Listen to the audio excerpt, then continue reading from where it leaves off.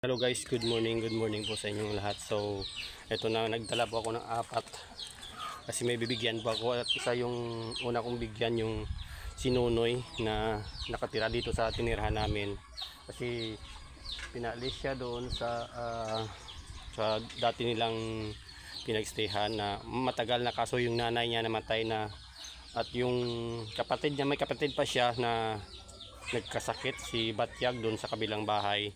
So siya ang sumusuporta mga idol. At kung makikita nyo si Nunoy sa plaza yan naglilinis, temporary po na casual po na utility sa Sibalom. So ito siya sa napili ko na bigyan ng bigas, at least paano makatulong sa kanya, especially sa kapatid niya kasi siya ang sumusuporta nagkasakit. So ito siya.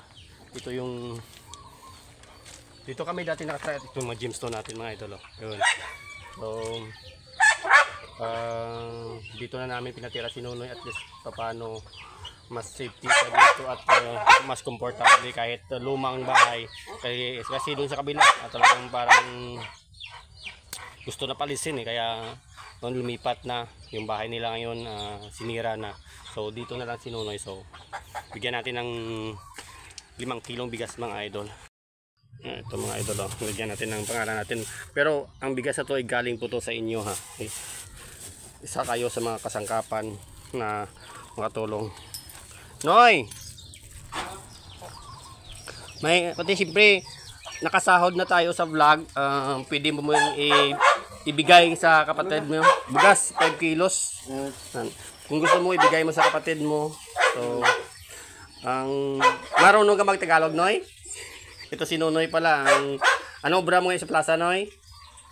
Limpyo? Ang trabaho ko ay utility worker ng Sibalom, si Nunoy. Sa mga taga Sibalom nakikita yun si Nunoy. So, Noy, anong gusto mong sabihin, Noy? Pasalamatan mo kasi yung galing po ito sa mga viewers natin, sa mga followers natin. Kung hindi dahil sa kanila, hindi tayo nakatanggap ng sahod, at gusto ko lang ibalik at itulong sa mga nangangailangan. Ang tubig natin puno na. Okay, sige Noy, anong pasalamat ka sa mga followers natin, Noy? Salamat po. Nabigyan ako ng bigas. Ibigay mo yan sa kapatid mo, Noy, no?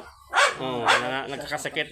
Si Nunoy to, breadwinner kasi to minsan bumibigay sa kapatid niya na may pamilya din pag makasahod. Tapos especially sa kapatid niya na nagkakasakit, si Batyag, no? Si Marco. Si Marco? Si Marco pala, si Batyag yung sa kabila, no? Si Marco kasi anong sakit niya, Noy?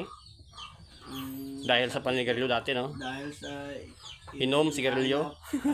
Sigarilyo. Si Nunoy mabait to, masipag. Yun. Basta kung makita nyo to si Nunoy dyan sa plaza ng Sibalom na paraging naglilinis. At wala akong masabi kay Nunoy. Dito ngayon si Nunoy nakatira sa dati naming tinirhan. Noy, okay na, Noy? Okay yan. Pasalamat sa mga kabigan ulit. Thank you. Thank you. Sige Noy. Salamat.